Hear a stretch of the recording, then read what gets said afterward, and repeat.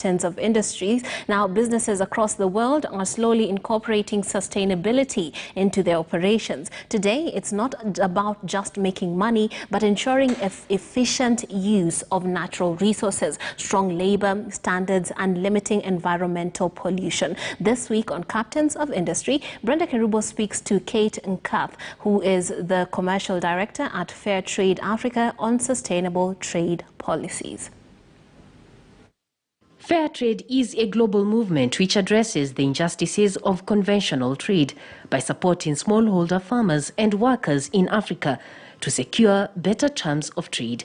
Kate Nkatha Ochieng is the Commercial Director at Fair Trade Africa. She has held various management and leadership roles at Mondelez International, SC Johnson & Son Incorporated, and Population Services Kenya.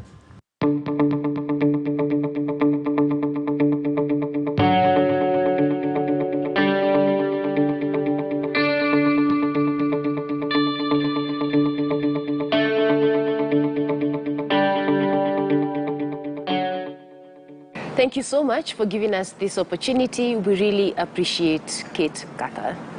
Ethical trade is slowly becoming part of business. How can businesses adapt to this? How can they create products and services sustainably going forward? So it means that you're producing a product that respects the environment, so ensuring that you're producing in a climate smart perspective where you're not depleting the resources.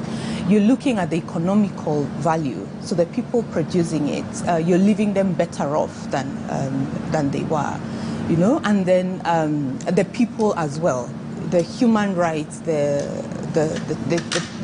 farmers, they're earning a good, the right wage that is sustainable to keep them in business. So in fair trade, we look at all those, the social aspects of business, the economic aspects of business, and then the environmental aspects. So all those are defined and put in standards so that any producer, any farmer who is under the fair trade ethical movement are producing products addressing all those needs.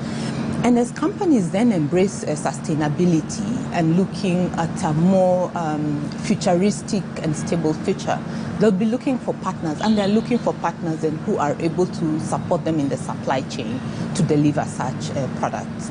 So with partners, manufacturers, producers embracing the sustainability aspect, then together with people like Fair Trade, with these manufacturers like Mondelez, for example, we're able to then to deliver a product to the consumer that has guarantee. But how does the consumer know that?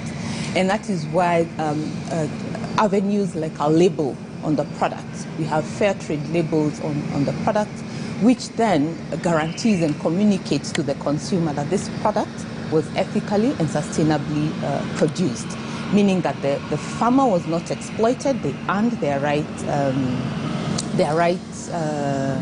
wage. In terms of product of transportation and production, there's limited and reduced carbon emissions, so there are a lot of carbon credits that then come with sustainability. And then there's a lot more in terms of giving back to society, as we keep saying. So what does the future of trade look like? It's very systematic. If you're producing something from the agricultural sector or even a service, the buyer needs to pay the right price to keep the ecosystem running.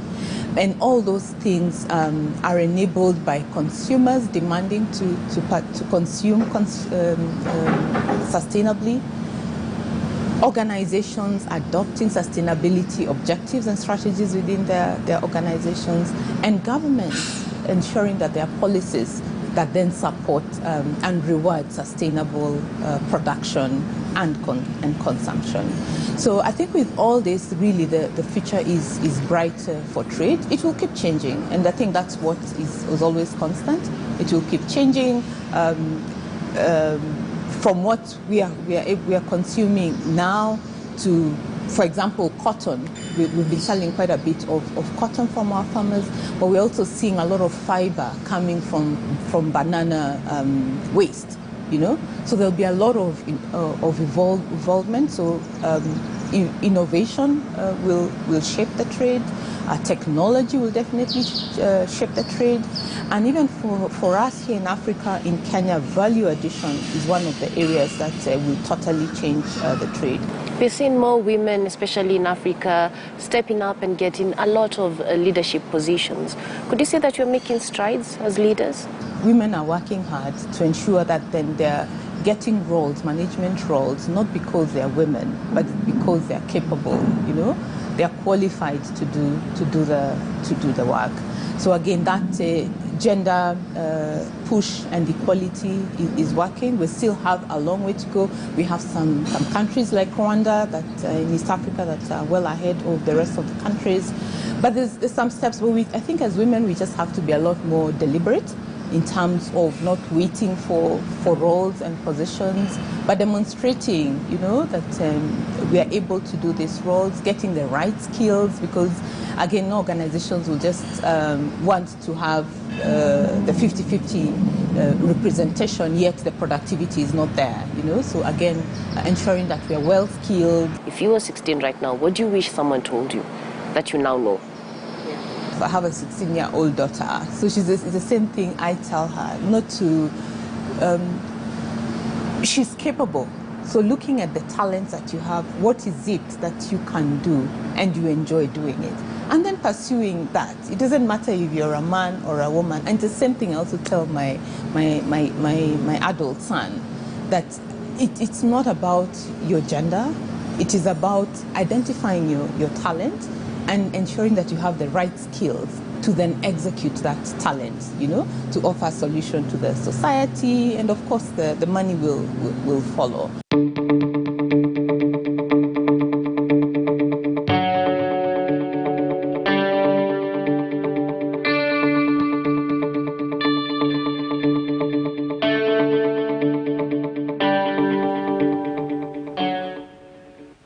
All right, then let's pay some more bills, and when we come back, we'll have for you the very latest in sports. Do stay